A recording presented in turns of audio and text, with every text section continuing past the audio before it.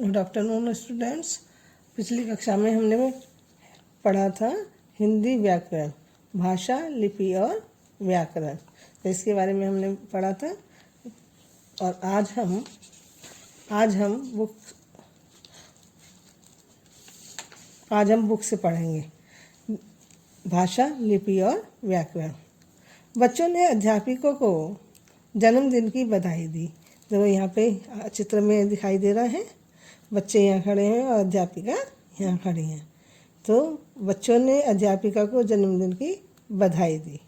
यहाँ डॉक्टर ने रोगी को महत्वपूर्ण बातें समझाई। ये डॉक्टर की और इनकी रोगी की बातें हो रही हैं। यह माँ ने नानी को पत्र लिखा। ये माँ नानी के लिए पत्र लिख रही है। तो बच्चों, पहले चित्र में बच्चों ने अध्यापिका को बोलकर बधाई दी। अध्यापिका ने सुनकर धन्यवाद कहा। दूसरे चित्र में डॉक्टर ने रोगी को पानी उबालकर पीने को कहा। रोगी ने सिर हिलाकर हाँ में उत्तर दिया। तीसरे चित्र में माँ लिखकर अपनी बात प्रकट कर रही है। पत्र पढ़कर नानी बात समझ जाएगी। इस प्रकार बोलकर, सुनकर, लिखकर और पढ़कर अपनी बात दूसरों को समझाना और दूसरों से समझना ही भाषा है। भाषा तो हम कह सकते हैं अपने अपने भावों व विचारों का आदान प्रदान करना भाषा कहलाता है। भाषा के रूप, इस प्रकार भाषा के दो रूप होते हैं, मौखिक भाषा, लिखित भाषा। मौखिक भाषा, जब हम बोलकर अपने भाव प्रकट करते हैं और सुनकर दूसरों के भाव जानते हैं तो उसे मौखिक भाषा कहते हैं। लिखित भाषा, जब हम अपने भावों या विचारों को लिखकर प्रकट करते हैं और दूसरे के भावों या विचारों को पढ़कर समझते हैं तो उसे लिखित भाषा कहते हैं। मातृभाषा, हम परिवार में माता पिता के साथ बचपन से ही जिस भाषा का प्रयोग करते हैं वह हमारी मातृभाषा कहलाती है।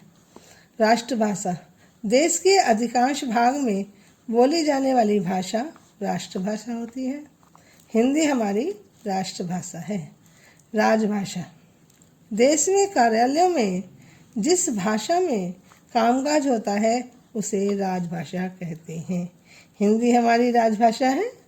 भारतीय संविधान के अनुच्छेद 343 के अनुसार 14 सितंबर 1949 को हिंदी को भारत की राजभाषा के रूप में स्वीकार किया गया। इसलिए 14 सितंबर को प्रतिवर्ष हिंदी दिवस मनाया जाता है। विश्व में सर्वाधिक बोली जाने वाली भाषाओं में हिंदी तीसरा स्थान रखती है। भारतीय संविधान में हिंदी भाषा सहित 22 भाषाओं को मान्यता दी गई है। ये 22 भाषाएं हैं: असमिया, बांग्ला, बोडो, डोगरी, गुजराती, हिंदी, कन्नड़, कश्मीरी, कोंकणी, मैथिली, मलयालम, मणिपुरी, मराठी, नेपाली, ओडिया, पंजाबी, संस्कृत, संथाली, सिंधी, तमिल, तेलुगु तथा उर्दू। लिपि, भाषा को लिखने के ढंग को लिपि कहते हैं। प्रत्येक भाषा में कुछ विशेष चिन्ह होते हैं, वही चिन्ह उस भाषा की लिपि होती है। हिंदी भाषा की लिपि को देवनागरी कहते हैं। संस्कृत, मराठी तथा नेपाली की लिपि भी देवनागरी है। पंजाबी भाषा की लिपि गुरुमुखी, अंग्रेजी भाषा की लिपि रोमन तथा उर्दू भाषा की लिपि फारसी है। बोली, आम बोलचाल की भाषा को जो किसी स्थान विशेष में बोली जाती है उसे बोली कहते हैं। इसका लिखित रूप कम ही होता है। हिंदी की गई बोलियां हैं जैसे खड़ी बोली, अवधी, बघेली, छत्तीसगढ़ी, भोजपुरी, हरियाणवी, राजस्थानी आदि। व्याकरण, भाषा रूप शुद्ध रूप में बोली और लिखी व पढ़ी जाए, यह काम व्याकरण का है। बच्चे खेल रहा है तो अगर हम ये कहेंगे बच्चे खेल रहा है, बालिका पढ़ता है, बूढ़ा गिर गई, तो ये तीनों वाक्य अशुद्ध हैं। इनमें कुछ न कुछ अशुद्धि है। इनको शुद्ध करने का काम व्याकरण का है। जैसे बच्चा खेल रहा है, बालिका पढ़ती है, बूढ़ा गिर गया। अब ये तीनों वाक्य शुद्ध हुए। अतः व्याकरण की सहायता से हमें ठीक ठाक बोलना, लिखना और पढ़ना आता है। एक बार फिर से, अपने भाव और विचारों को बोलकर, लिखकर समझाना तथा दूसरे के भावों व विचारों को सुनकर, पढ़कर समझना भाषा कहलाता है। भाषा के दो रूप होते हैं, मौखिक और लिखित। भारतीय संविधान में 22 भाषा को मान्यता प्राप्त है। भाषा को लिखने के ढंग को लिपि कहते हैं। हिंदी भाषा की लिपि देवनागरी है। व्याकरण हमें भाषा के शुद्ध रूप की जानकारी देता है। बच्चों, अब हम अभ्यास कार्य करेंगे। Page number 10। भारत में बोली जाने वाली कुछ भाषाओं के नाम लिखिए। जैसे हिंदी, पंजाबी, मराठी, गुजराती, मलयालम, कन्नड़, तेलुगु और तमिल। भारत में कुछ प्रदेशों के नामों के सामने उनके भाषा तथा भाषा पता करके लिखिए।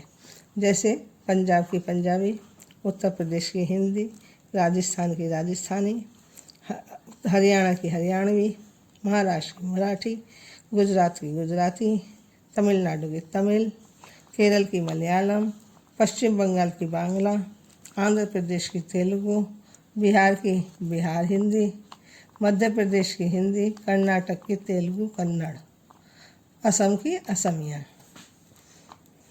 कोष्टक में से उचित विकल्प छांटकर रिक्त स्थान पूरे कीजिए। भाषा के शुद्ध रूप का ज्ञान व्याकरण से होता है। हरियाणवी बोली है। मराठी भाषा की लिपि देवनागरी है। 14 सितंबर को हिंदी दिवस मनाया जाता है। विश्व में सर्वाधिक बोली जाने वाली भाषाओं में हिंदी का तीसरा स्थान है। दिए गए चित्रों में भाषा के किस रूप का प्रयोग किया जा रहा है लिखिए। अब ये यहाँ पे लड़की बोल रही है तो ये मौखिक भाषा है। ये बच्चा देख रहा है, ये भी मौखिक भाषा है। और ये लिखित भाषा है, ये बच्चा लिख रहा है। सही उत्तर पर राइट का चिन्ह लगाइए। निबंध लिखना भाषा का रूप है, लिखित। परिवार में बोली सीखी जाने वाली भाषा कहलाती है मातृभाषा। कार्यालय कामकाज की भाषा कहलाती है राजभाषा। किसी स्थान विशेष की आम बोलचाल की भाषा कहलाती है बोली। तो बच्चों, ये लेसन आपका कंप्लीट हुआ और इसका ये जो वर्क है सब अपनी बुक में करेंगे और इसके क्वेश्चन आंसर्स मैं आपको दे दूँगी, वो आप अपने नोटबुक में कर लेना। भारत में 14 सितंबर को हिंदी दिवस क्यों मनाया जाता है? 14 सितंबर 1949 को हिंदी को राजभाषा के रूप में स्वीकार किया गया था, इसलिए 14 सितंबर को हिंदी दिवस मनाया जाता है। भारतीय संविधान ने कितनी भाषाओं को मान्यता दी है? भारतीय संविधान ने 22 भाषाओं को मान्यता दी है। व्याकरण हमें क्या सिखाता है? व्याकरण हमें भाषा के शुद्ध रूप की जानकारी देता है। ये 3 क्वेश्चन आप अपनी नोटबुक में करेंगे। Thank you, have a nice day.